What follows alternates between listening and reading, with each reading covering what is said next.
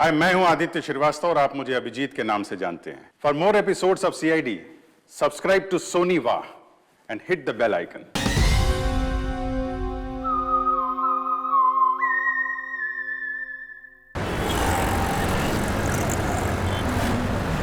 I swear these people यार। छोड़।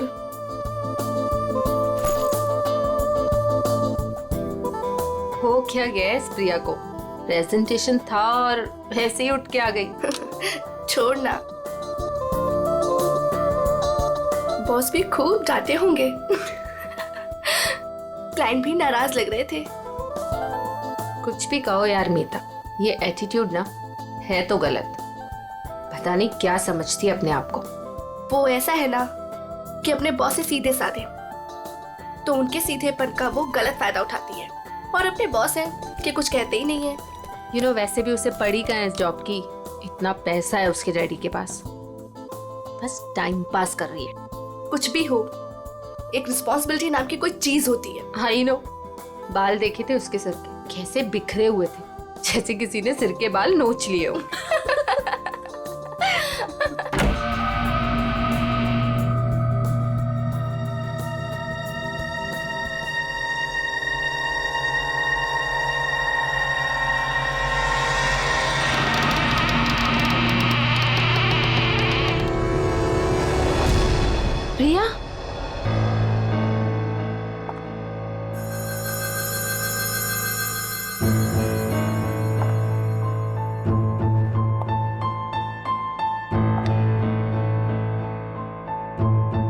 प्रिया, प्रिया वो एक्चुअली यू नो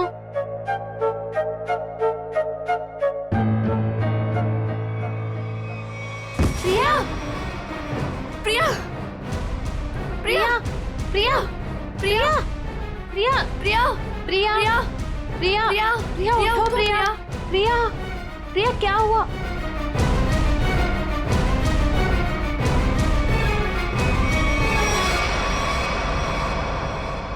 ये तो मर गई।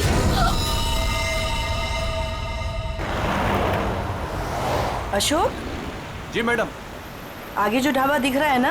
हाँ हाँ, दिख रहा है मैडम। अशोक, पहले पूरी बात तो सुन ले, फिर बोलना। मुझे लगा मैडम आपकी बात खत्म हो गई। चुप कर, बीच में बोल पड़ा। मुझे मालूम है कि तुझे दिखता है, फिर मैं ये सवाल क्यों करूंगी? ठीक है मैडम, आगे बढ़िए, बताइए आगे। आगे नहीं बढ़ना है, गाड़ी ढाबे पे लगाना, कुछ खाएंगे पिएंगे। हाँ मैं... रुक रुक, आ गया ढाबा। जी।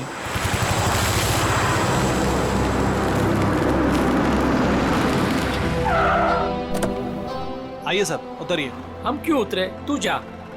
अरे अभी तो मैम साहब ने कहा खाना खाना है, चलिए अंदर। तू जा और कुछ खाने के लिए लेके आ। साहब, अंदर ढाबे में बैठकर आराम से खाइए ना, आइए ना। वहाँ जाने का मन नहीं हो रहा है, तू जा। हम लोग गाड़ी में खाते खाते निकल जाएंगे। ठीक है, लेकिन क्या लेकर आऊँ साहब? जो हमें अच्छा लगे। मैडम, हमको क्या पता चलेगा कि आपको क्या अच्छा लगेगा? साहब, आप ही बताइए ना, क्या लेकर आए हम? तुझे बोला ना, जो अच्छा लगे वो लेके आ, थप्पड़ खाएगा। जा जल्दी। लाते हैं, अपनी मर्जी से ही लाते हैं। कह दिया कि अपनी मर्जी से लेकर आओ। अब अपनी मर्जी से कुछ भी लेकर आएंगे तो कहेंगे ये काहे लेकर आया, वो काहे लेकर आया।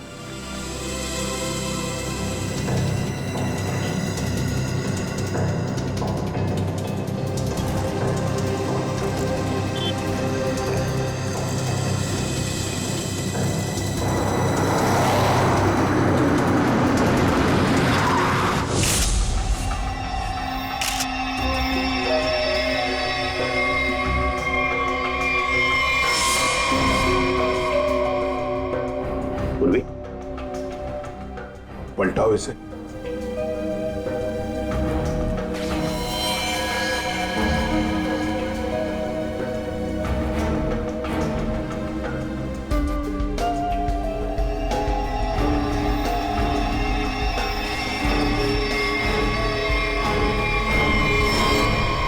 सर, कोई घाव या चोट का निशान नहीं।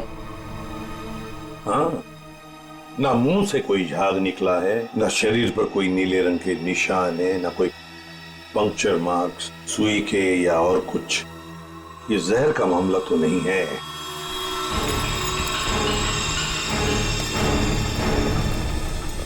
सर सर अंदर से भी ऐसा कोई सामान नहीं मिला जिससे इसकी मौत के बारे में कुछ पता चल सके। सर ये बैग मिला है जिसमें मेकअप का सामान पड़ा हुआ था।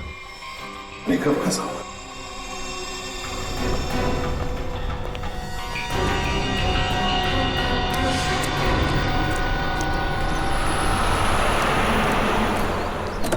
लीजिए मैडम खाना। साहब जी खाना ले आए हैं हम। मैडम लगता है दोनों सो गए, हमको खाना लाने भेजे। और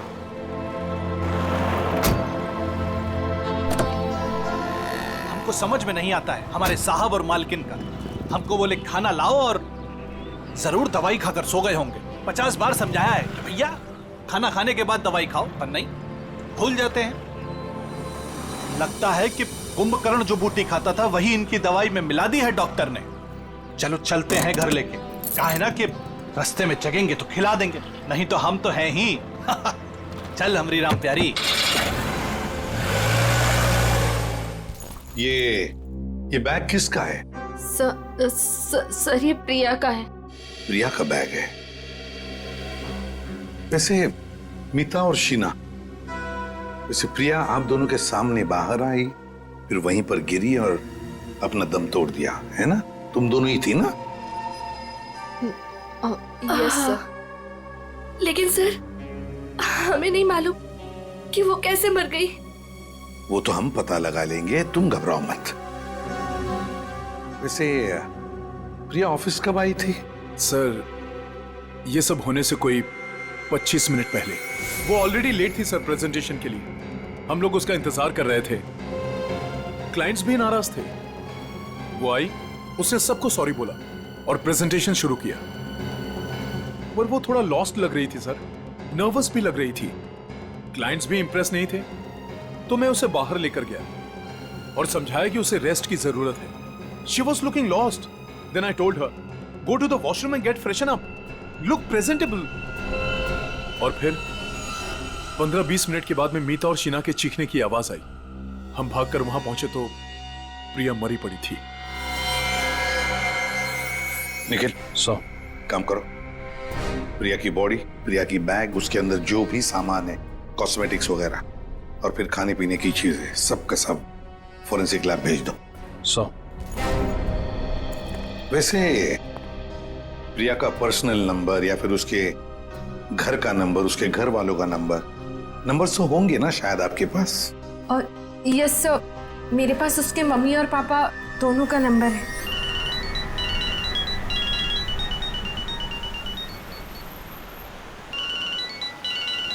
अरे साहब फोन बज रहा है आपका, उठाते क्यों नहीं है?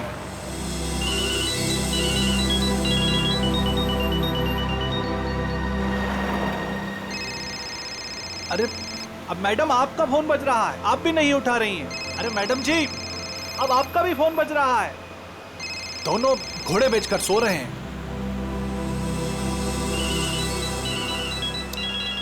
फिर से फोन बजने लगा भाई। अरे साहब, मैम साहब, फोन काहे नहीं उठा रहे हैं आप लोग? अरे फोन बज रहा है आपका। लगता है हमको ही रोकना पड़ेगा।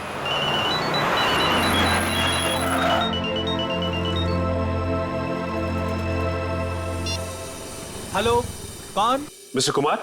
नहीं, हम अशोक बोल रहे हैं, बोलिए। अशोक? तुम कौन हो? साहब के सारथी बोल रहे हैं, बोलिए। सारथी? अरे वाहन चालक बोल रहे हैं उनके, बताइए। हो, उनके ड्राइवर बोल रहे हो तुम? ड्राइवर नहीं है हम, शॉफर है उनके। बात करते हैं, आपको ड्राइवर लगते हैं हम। देखिए आप जो कोई भी हैं, मिस्टर एंड मिसेस कुमार कहाँ पे? दोनों हमारी गाड़ी में हैं, सो रहे हैं। हम दोनों को सैर करा रहे हैं। पर आप कौन हैं? आप पहचान वाले नहीं लगते। देखिए मैं सीआईडी से बोल रहा हूँ। सीआईडी? क्या हुआ साहब? आप मिस्टर एंड मिसेस कुमार को प्रिया के ऑफिस में लेके आइए प्लीज। वो तो ठीक है साहब, लेकिन हुआ क्या? सब ठीक तो है ना? प्लीज आप आ जाइए, फिर बात करते हैं, ठीक है? हाँ साहब, हम तुरंत आते हैं।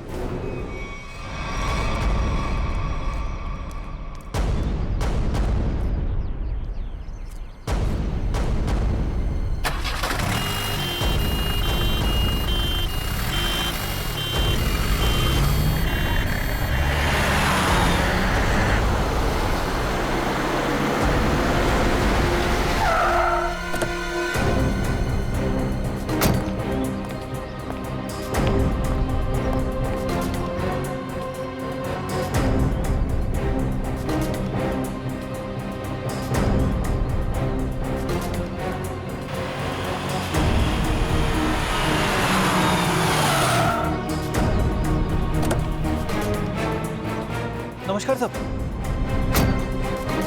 सीआईडी टीम आप ही हैं? मिस्टर एंड मिसेस कुमार कहाँ हैं? गाड़ी में है ना सब, सो रहे हैं। बुलाइए। क्या सो रहे हैं। सो रहे हैं अभी? हाँ, सर। अभी सर यहाँ कुछ खास हो रहा है क्या? मतलब आपने बुलाया है इसलिए? जी हाँ, खास बात है। कुमार जी की बेटी प्रिया की मौत हो गई है। क्या बात कर रहे हैं सर आप? जी हाँ।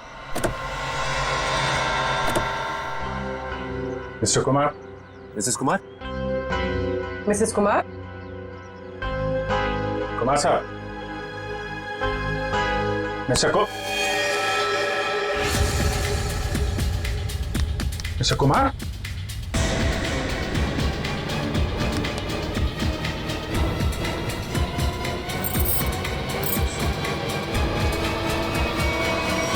My God.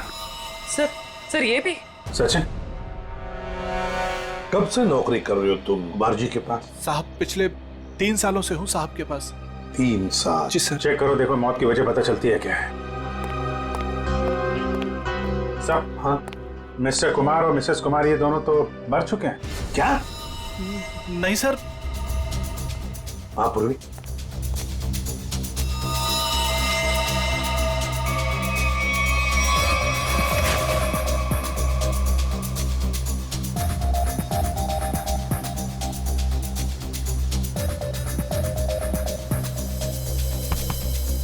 एक घंटे से ज्यादा तुम इन दोनों को गाड़ी में बिठाकर घूम रहे हो और तुम्हें पता तक नहीं? नहीं सर, ऐसा कैसे हो सकता है? अरे जब पूना से हम लोग निकले थे तब साहब और मेम साहब एकदम ठीक थे। बल्कि रास्ते में मेम साहब ने मुझे कहा कि ढाबे पर गाड़ी रोक लो, खाने के लिए कुछ लाना है। गाड़ी ढाबे पे लगाना, कुछ खाएंगे पिएंगे। जी साहब, 1-2 बार पहले भी ऐसा हुआ है। साहब और मेम साहब दवाई लेकर सो जाते थे और काफी देर तक सोते थे, तो मुझे लगा कि शायद गाड़ी में सो रहे होंगे। सर, हाँ? दोनों के शरीर में अभी घाव या चोट का निशान नहीं है? कोई भी निशान नहीं?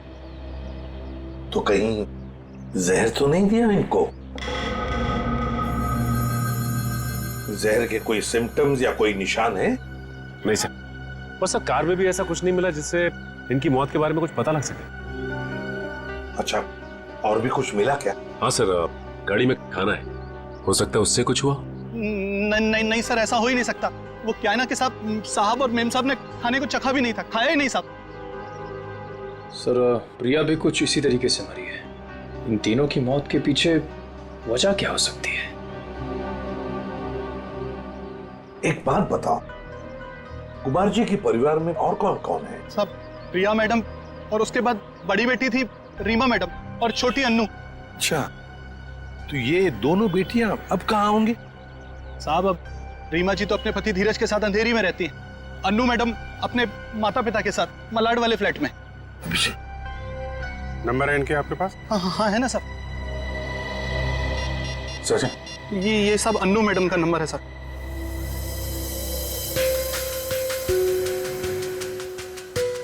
रीमा जी का भी रीमा नंबर। का? ये रहा साहब।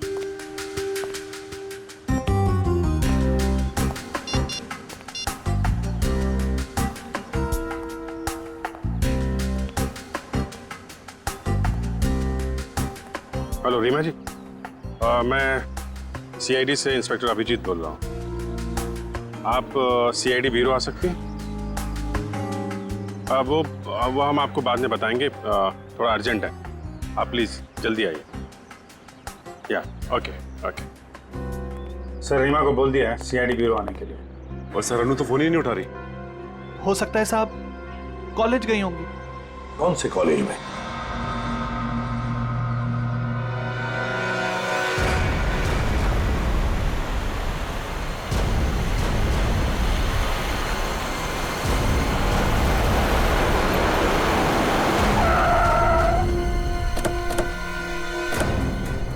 कॉलेज भी नहीं गए अन्नू और फोन भी लगातार बज रहा है। हाँ, आखिरी बार ट्रेस हुआ यहाँ, इसी घर पर।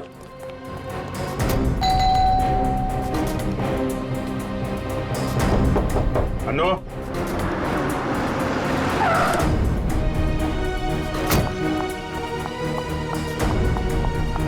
अनु ठीक तो होगी ना? आप लोग कौन? जी, मैं इस घर की बड़ी बेटी हूँ, रीमा। और ये मेरे पति है धीरज। अंदर से बंद है सर। निखिल पीछे की तरफ जाओ, देखो वहां पर है क्या। Excuse me. चाबी है आपके पास? जी नहीं। जी नहीं।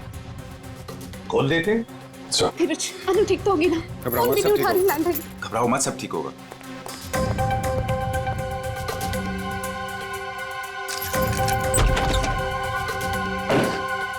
अनु अनु! अनु अनु! अनु! अनु!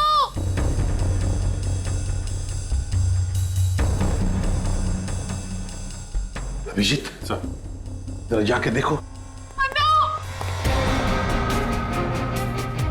अनु ऊपर देखो।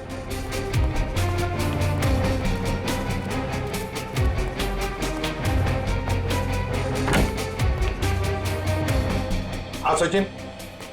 अनु यहाँ पे नहीं है सर। नहीं, सब ठीक होगा। सर ये क्या हो रहा है? पहले मेरे माँ बाप चले गए, फिर प्रिया और अब अनु। अनु का कुछ पता नहीं चल रहा है। सब पता चल जाएगा।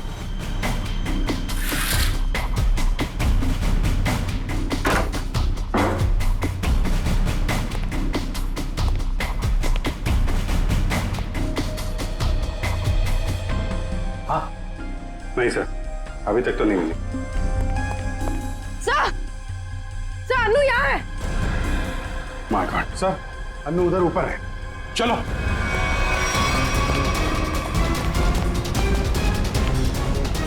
अनु जिंदा है, बेहोश है। इसको हॉस्पिटल लेके चलना पड़ेगा जल्दी। सचिन। हाँ अभिजीत, सर बेहोश है, हॉस्पिटल लेके जा रहे हैं। जल्दी चलो।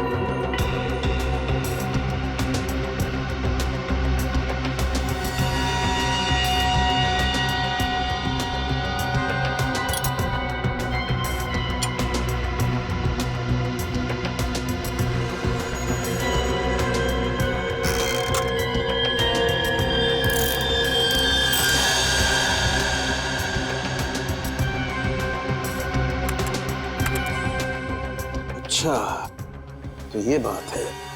यार बात क्या, ये तो बता। बॉस, इन तीनों की मौत जहर की वजह से हुई है। जहर से?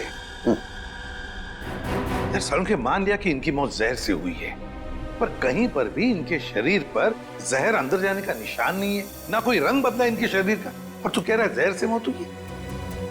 यही तो बात है, यही बात है जो मेरी भी समझ में नहीं आ रही है कि इन तीनों की मौत जहर की वजह से हुई है, लेकिन इनका शरीर नीला क्यों नहीं पड़ा? और ये जहर गया कैसे इनके शरीर में? कमाल कर रहा है साहब की। एक तरफ तो कह रहा है कि तीनों की मौत जहर से हुई है, और फिर दूसरी तरफ कह रहा है कि तुझे पता नहीं ये जहर इनके शरीर में गया कैसे, कब गया। यार ये कैसे चलेगा? बस ये गुत्थी है जो अभी सुलझ नहीं पा रही है। मैं भी सोच रहा हूं कि अगर इनकी मौत जहर से हुई है तो कैसे हुई है? जहर इनके शरीर में इंजेक्ट भी नहीं किया गया है, कोई एविडेंस नहीं। खाने पीने की चीज की वजह से भी इनके शरीर में जहर नहीं गया है, किसी और तरीके से भी नहीं गया है, कोई मेकअप या कॉस्मेटिक की वजह से। ये जहर इनके शरीर में गया कैसे? सालुंके साहब मुझसे पूछ रहे? पागल हूं, अपने आप से पूछ रहा हूं। सर मैंने उस कार को भी चेक किया जहां पर मिस्टर एंड मिसेस कुमार की लाश मिली। वहां पर भी कोई जहर या जहरीली गैस के ट्रेसेस नहीं मिले। Salunke, mister and Mrs Kumar की मौत पुणे से मुंबई आते वक्त गाड़ी में हुई, और प्रिया की मौत उसकी अंधेरी वाली ऑफिस के वॉशरूम में हुई, मीलों दूर, मगर एक ही वक्त पर और एक जैसे ही जहर से। कैसे? बता ना। अच्छा चल, ये तो बता सकता है कि कौन सा जहर था। बस वो कुछ टेस्ट अभी करना बाकी है, उसके बाद पता चलेगा कि वो जहर कौन सा था और जहर कैसे गया इनके शरीर में। सर, हाँ सर, अनु को ऑब्जर्वेशन में रखा गया है और डॉक्टर्स का कहना है कि आने वाले 24 घंटे उसके लिए बहुत क्रिटिकल हो सकते हैं सर। तो डॉक्टर ने बताया नहीं किस वजह से बेहोश हो गई? सर, जहर का असर हुआ उसे। क्या? जहर से? हाँ सर। और सर, अजीब बात तो यह है कि उसके शरीर में यह जहर ना ही किसी इंजेक्शन से गया है और ना ही किसी खाने की चीज से। मिस्टर एंड मिसेस कुमार और प्रिया तीनों की मौत जहर से हुई और अब अनु को भी जहर दिया गया था। है ना बड़ी अजीब बात। ऐसे लगता है जरूर कोई ना कोई तो है जो इस पूरी कुमार फैमिली को खत्म करना चाहता है। सर, पूरी कुमार फैमिली नहीं, बड़ी बहन रीमा को तो कुछ भी नहीं हुआ। बस रीमा के खून का टेस्ट किया है मैंने, उसके शरीर में जहर नहीं है। मगर सर, पूरी फैमिली को कोई क्यों मारना चाहेगा? किसी ना किसी को तो फायदा है कुमार फैमिली को खत्म करके, पर कौन है वो और फिर क्यों? कहीं ये प्रॉपर्टी का चक्कर तो नहीं? धीरज जी, 3 लोगों की जानें ली गई है।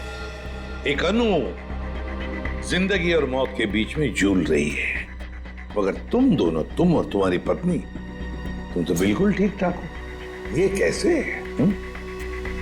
हम ठीक हैं, इसका मतलब ये नहीं कि हम उनके दुश्मन हैं। तो फिर और कौन हो सकता है तुम्हारे अलावा? कोई भी हो सकता है। इतना बड़ा बिजनेस है, होगा कोई जिसकी आंखों में ये धन दौलत चुभ रही होगी। वही तो हम जानना चाहते हैं, खूनी कौन है? मुझे नहीं पता कि उनका खूनी कौन है, लेकिन उनकी मौत का इल्जाम आप हम पर मत लगाइए। आप क्या चाहती हैं? सीआईडी ये मान ले कि आप दोनों बेकसूर हैं? मत मानिए हमें बेकसूर, लेकिन मेरे माँ बाप और बहन थे वो। हम अपने परिवार वालों को खत्म नहीं कर सकते। मैडम, ये कहीं नहीं लिखा कि कोई अपने परिवार वाले को मार नहीं सकता। मेरे पास आपके टेढ़े मेढ़े सवालों का जवाब नहीं है। अगर आपको लगता है कि उनका खून हुआ है, तो पता लगा है कि उनका खूनी कौन है। सर, मुझे लगता है कि ये सारे खून धीरज साहब कर रहे हैं। क्यों भाई, तुम्हें ऐसा क्यों लग रहा है? आप वो क्या है ना साहब के धीरज साहब आए दिन आकर साहब के पास पैसे मांगने आते थे। साहब और मीम साहब इस बात से नाराज रहते थे साहब। अच्छा, ये धीरज काम वाम नहीं करता था क्या? क्या काम करेंगे साहब? वो कहते हैं ना कि जब ससुर दौलत का समंदर हो तो इस तरीके के दामाद बाज कैसे आने वाले हैं। अच्छा, ये धीरज इतने सारे पैसों का करता क्या था? अरे बोलो ना भाई, क्या करता था? साहब, वो जुए और शराब की लत। वो कहते हैं ना साहब कि एक बार ये लत लग जाए तो अच्छे बर्बाद हो जाते हैं। मैं तो कहता हूँ साहब, 2-4 लाख रुपया नहीं, 10-20 लाख भी होता तो सब हवा हो जाता। मैंने बड़े बड़े महलों को शराब के प्यालों में बहते हुए देखा है साहब। हमारे धीरज साहब भी कुछ उसी तरीके के आदमी हैं साहब। हाँ, वही हुआ होगा ना सर। मिस्टर कुमार से उसने पैसे मांगे होंगे, मिस्टर कुमार ने मना कर दिया होगा, तो गुस्से में आके उसने उनका खून कर दिया। वही हो सकता है साहब, लेकिन हमारे साहब भी क्या करते, किस किस को पैसा बांटते साहब। और पैसों के लिए तो रोजाना झगड़े होते थे घर में। अभी 3-4 महीने पहले भी झगड़ा हुआ था धीरज साहब का और वरुण साहब का, वो प्रिया दीदी के पति का। प्रिया का पति भी है नहीं साहब, थे। वो 3 महीना पहले कार एक्सीडेंट में उनकी मौत हुई ना साहब। कार एक्सीडेंट में? अच्छा, ये बताओ कि ये झगड़े के कितने दिन बाद वरुण का एक्सीडेंट हुआ था? 1 हफ्ते के बाद सर। सर, ये एक्सीडेंट है या मर्डर? पंकज, ये सारा का सारा चक्कर प्रॉपर्टी के लिए हो रहा है। धीरज को सारी की सारी प्रॉपर्टी खुद ही चाहिए थी। प्रॉपर्टी मुझे कैसे मिलेगी सर? बताओ, चल बता देता हूं। अगर पूरा का पूरा कुमार खानदान मिट गया तो सारी प्रॉपर्टी किसे मिलेगी? तुम्हारी पत्नी रीमा को।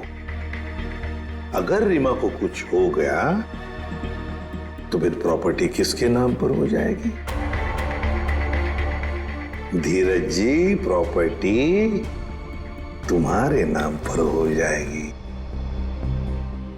क्यों बोलती बंद?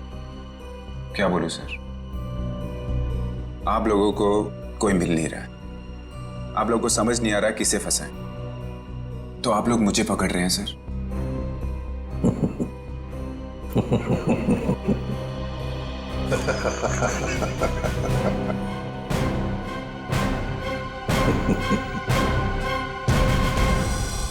कुमार साहब की सारी जायदाद उनके बच्चों के नाम पर है। अगर बच्चों को कुछ हो जाता है तो ये सारी जायदाद एक ट्रस्ट को चली जाएगी। तो मतलब अगर बच्चियों को, मेरा मतलब है लड़कियों को कुछ हो गया तो उनके पतियों को कुछ नहीं मिलेगा? जी नहीं। मगर ये सब क्यों पूछ रहे हैं? ये सारी जायदाद तो उन्होंने बेच दी है।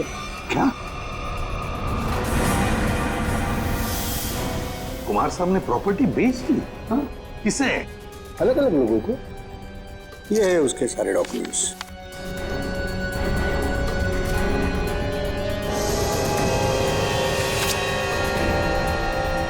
गोवा की प्रॉपर्टी, पूना की प्रॉपर्टी, महाबलेश्वर वाली प्रॉपर्टी, और हाँ, सारे पेपर्स पे उनके साइन है।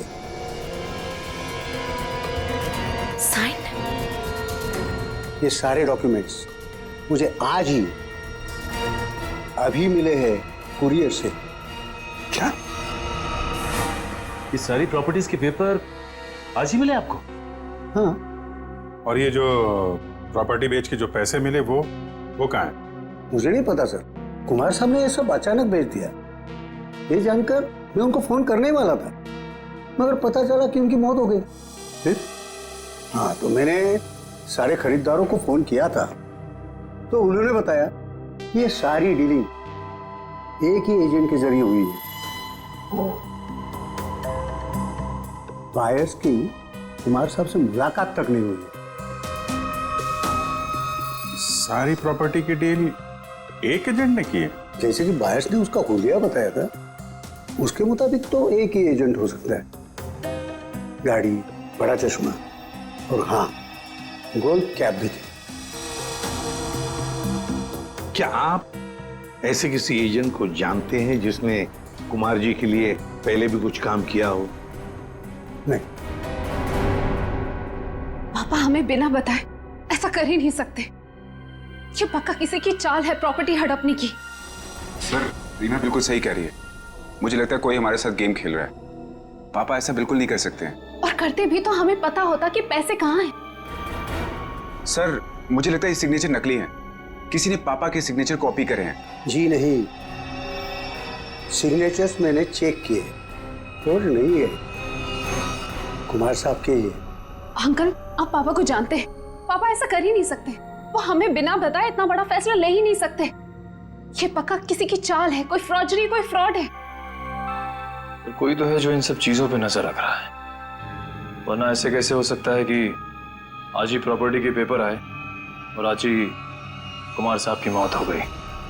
हाँ, ताकि कुमार साहब किसी को सच्चाई बता ना सके। सर, लेकिन ये कर कौन सकता है तो कोई ये परिवार वाला ही, वरना बाहर वाले को कुमार साहब से साइन लेना और उनको बिना शक हुए आसान नहीं है।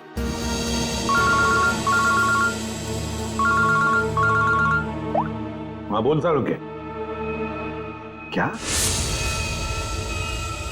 पेंट से?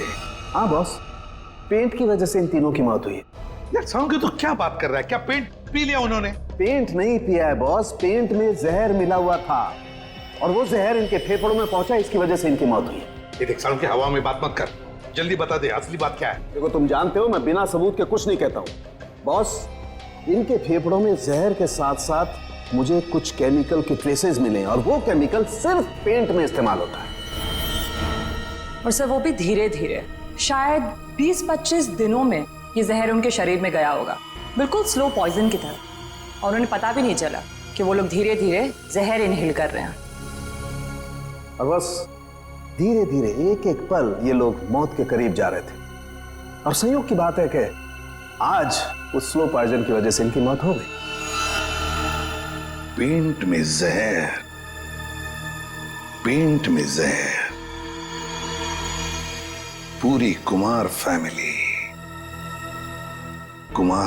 का घर। सर, लगभग 1 महीना पहले घर के 3 बेडरूम की पेंटिंग हुई थी। किस किस का बेडरूम था वो? मम्मी पापा, अनु और प्रिया के बेडरूम में। बस मुझे तीनों बेडरूम्स का पेंट चेक करना पड़ेगा। कर लो। पूरी निखिल, अमित।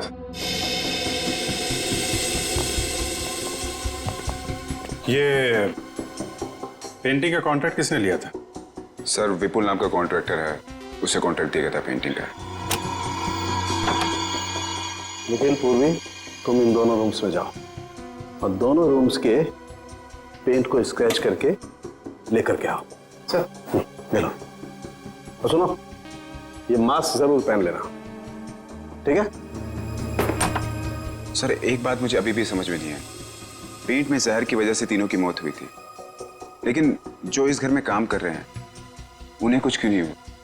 सिंपल बात है ना धीरज, जो लोग इस घर में काम करते हैं वो बेडरूम में ज्यादा वक्त नहीं गुजारते।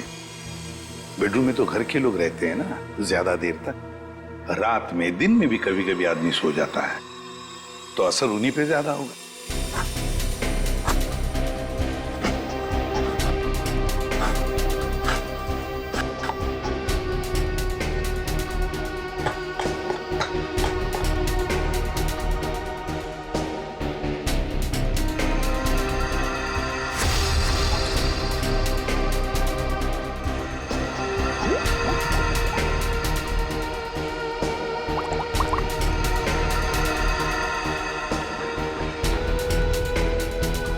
ये किसकी तस्वीर है?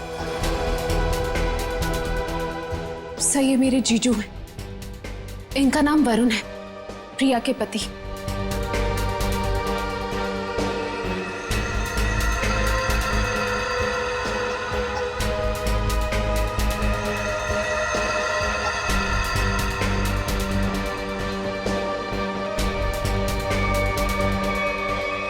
बॉस, कंफर्म हो गया, तीनों बेडरूम के पेंट में जहर है।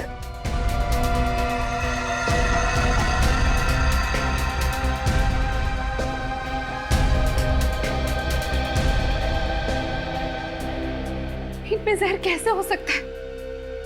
कौन कर सकता है और क्यों? पेंटिंग कॉन्ट्रैक्टर विपुल, उठाओ उसे। सर, मैं पेंट में जहर क्यों डालूंगा? मेरी क्या दुश्मनी होगी कुमार फैमिली से? जिसकी दुश्मनी थी कुमार फैमिली से उसने कहा होगा। हाँ सर, और उसके बदले में मोटी रकम ली होगी इसने। सर, आप ऐसा क्यों कह रहे हो? मैं कॉन्ट्रैक्टर हूँ, खूनी नहीं। मैं सच कह रहा हूँ। मुझे तो ये भी नहीं पता कि उस पेंट में जहर था या नहीं। नाटक मत कर, ये नाटक हम लोग रोज देखते हैं। सर, अगर मुझे पता होता कि पेंट में जहर है तो मैं ये कॉन्ट्रैक्ट कभी लेता ही नहीं। और मैं अपनी और अपने लोगों की जान खतरे में क्यों डालूंगा? तो क्या पेंट में जहर फैक्ट्री में से भर के आया है? मुझे नहीं पता सर, और वो पेंट मैंने खरीदा भी नहीं था। तो किसने खरीदा था? प्रिया जी के पति वरुण साहब ने वो पेंट पहले से खरीद रखा था। और उन्हीं ने मुझे वो एक कॉन्ट्रैक्ट दिया था, और अचानक उनकी मौत हो गई तो ये काम भी बीच में बंद हो गया। फिर 1 महीने पहले मुझे कुमार साहब के ड्राइवर का फोन आया दोबारा काम शुरू करने के लिए, और मैंने दूसरे ही दिन काम शुरू कर दिया। जब दोबारा काम शुरू किया तब पेंट कौन लाया था? वो पहले वाला पेंट जो बंगलों में स्टोर रूम में था, वही हमने यूज किया। सर, स्टोर रूम में कोई भी आसानी से घुस सकता है, और इन 3 महीनों में कोई भी कभी भी जहर मिला सकता है। जाओ, तुम जा सकते हो। जी सर। हाँ सर। हाँ सचिन। सर, उस एक्सीडेंट में वरुण पूरी तरह से जल गया था। अच्छा, तो फिर आइडेंटिफाई कैसे किया, पहचान कैसे की उसकी? उसकी डेंटल रिकॉर्ड से सर। डेंटल रिकॉर्ड से पता चला कि वो लाश वरुण की है। तो क्या एक्सीडेंट था या खून? सर, पुलिस का ऐसा मानना है कि वो खून नहीं था बल्कि एक्सीडेंट था। और उनका तो ये भी कहना है कि कुमार फैमिली में आपस में काफी प्रॉब्लम्स थी, लेकिन उसके बावजूद उनको अब तक कोई भी सबूत नहीं मिला सर। और कुछ? सर हाँ, ये वरुण की एक दोस्त दिशा, उसके साथ अक्सर वो फोन पे बातें किया करता था घंटों घंटों, और जिस वक्त एक्सीडेंट हुआ उससे पहले भी वो दिशा से फोन पे बात कर रहा था गाड़ी चलाते हुए। यही आई विटनेस का भी कहना है। इसीलिए वो सामने से आती हुई गाड़ी को देख नहीं पाया और गाड़ी खाई में गिर गई। दिशा? तो लोकल पुलिस ने दिशा से बातचीत भी की होगी, पूछताछ की होगी, कुछ बताया तुम्हें? हाँ सर, उन्होंने बात की। उनका कहना है कि फोन करते वक्त जिस समय फोन पे बात हो रही थी उस वक्त ये दिशा घर पे ही थी, और साथ ही साथ जब ये एक्सीडेंट की खबर मिली तो सुन के उसे बहुत धक्का लगा। एक शादीशुदा आदमी पराई लड़की से 2-2 घंटे तक बात करता था। पता नहीं उसकी पत्नी प्रिया को यह बात मालूम थी या नहीं। दिशा, दिशा। सर 3 महीने पुराने केस की आप अभी तक तहकीकात कर रहे हैं? मैं ऑलरेडी पुलिस को वो सब कुछ बता चुकी हूँ जो भी मुझे पता था। अब कैसी पूछताछ? देखिए दिशा जी, हमें इस बात के सबूत मिले हैं कि कुमार की फैमिली के सदस्यों को कोई एक एक करके मार रहा है, इसलिए वरुण की मौत में भी हमें कुछ गड़बड़ नजर आ रही है। शायद उसकी मौत एक्सीडेंट नहीं, मर्डर है। मतलब वरुण की मौत एक हादसा नहीं थी? अब इस बात की तो जांच चल रही है। आप हमें वरुण के बारे में और क्या बता सकती हैं? देखिए, मैं बस इतना बता सकती हूँ कि उसकी अपनी पत्नी से बनती नहीं थी और वो उसे डिवोर्स भी देना चाहता था, पर वो इसके सख्त खिलाफ थी।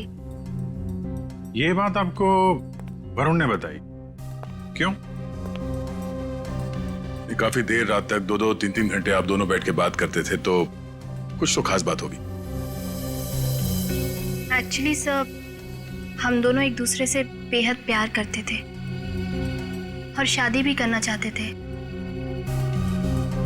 अच्छा, तो शायद इसीलिए वरुण की पत्नी प्रिया उसे डिवोर्स नहीं देना चाहती थी। शायद। अच्छा, आपको ऐसा लगता है कि ये प्रिया वरुण को जान से मार सकती? पता नहीं सर। अच्छा, क्या ऐसा हो सकता है कि वरुण अभी भी जिंदा हो और कहीं छुप के बैठा हो? क्या बात कर रहे हैं सर? पुलिस ने खुद उस लाश के डेंटल रिकॉर्ड्स को वरुण के डेंटल रिकॉर्ड से मैच करके ही तो उसकी शिनाख्त की है। आपको उनके काम पर भरोसा नहीं? नहीं, वो ऐसी बात नहीं है। हम इस केस के हर पहलू को देखते हैं, और आप वरुण की इतनी करीबी हैं, बहुत कुछ जानती है उसके बारे में, इसीलिए आपसे पूछा। सर, एक तो आप लोग मुंह में उंगली डालकर बात निकलवाते हैं, और जब बता दो तो आप बताने वाले पर ही शक करने लगते हैं। क्या करें, हमारा काम ही कुछ ऐसा है। हम लोग शक से शुरू करते हैं और फिर सबूत तक पहुंच जाते हैं। सर, इन्होंने तो कहा था कि इस घर में ये अकेली रहती है, पर अंदर बेडरूम की अलमारी से ये किसी आदमी के कपड़े मिले, बहुत सलीके से रखे हुए थे। दिशा जी, कुछ बताएंगे आप इन कपड़ों के बारे में? वरुण के हैं। वरुण के कपड़े अभी भी आपकी अलमारी में? मतलब? ये तब के हैं जब वो जिंदा था और कभी कभी प्रिया से छुपके मेरे घर रुकने आया करता था। मैं कभी इन्हें फेंक ही नहीं पाई, हिम्मत ही नहीं हुई। इन्हें देख के मुझे उसकी याद आती है और उसे याद करना मुझे अच्छा लगता है। माफ कीजिए दिशा जी, हमने आपका दिल दुखाया, पर हम बस अपना काम कर रहे थे। Thank you very much.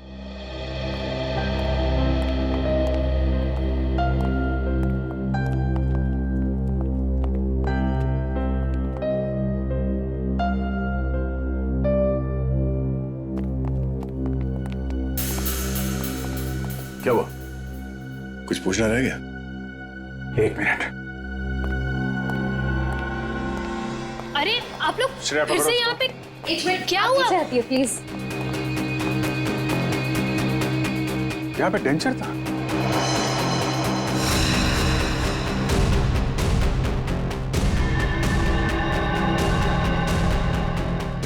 मैंने दांतों का सेट देखा था इस पानी में, अभी गायब है। दांतों का सेट यहाँ पे? इसका मतलब है वही है। सर, खिड़की खुली लगता है, वहां से भाग गया। पकड़ो अभिजीत, एक मिनट।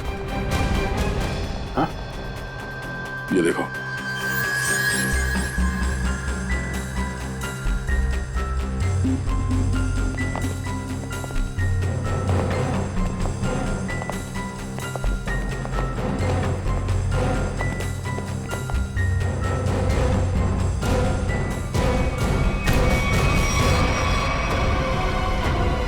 नकली दांतों ने फंसा दिया।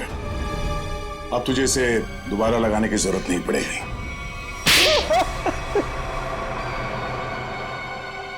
इनका नाम वरुण है, प्रिया के पति। हाँ सर, मैं नहीं मारा। मैंने अपने सास ससुर और प्रिया को मारा। पेट में जहर मिलाकर। अनु बच गई क्योंकि सही समय पे आप उसे हॉस्पिटल ले गए। क्यों मारा तुमने उन लोगों को? प्रॉपर्टी के लिए। मैंने प्रिया से शादी करी थी पैसों के लिए, लेकिन वो खुद मेहनत करके कमाना चाहती थी। और उधर रीना और धीरज ससुर जी से पैसे ऐंठते रहते थे। वो मुझे कोई कुछ नहीं देता था। अच्छा, फिर क्या सर, मैंने सबको मारने का प्लान बनाया और पहले पिताजी से ससुर जी से झूठ बोल के मैंने साइन लिए और फिर मैंने सबको मार दिया जिससे किसी को कोई प्रॉपर्टी का हिस्सा ना मिले और मुझ पे शक भी ना। तुम्हारी गाड़ी में वो लाश किसकी थी? वो एक लवारिस लाश थी जिसके जबड़े में मैंने अपने दांत लगा दिए थे ताकि लोगों को लगे कि वो जली हुई लाश तुम्हारी है। हाँ सर, पर आप लोग पैसे और प्रॉपर्टी के लालच में क्या क्या करते रहे तुम? खून पे खून किया और मिला क्या है? जेल की काल कोठरी और फांसी का फंदा। For more updates, subscribe to our channel, click the show links and enjoy watching the videos.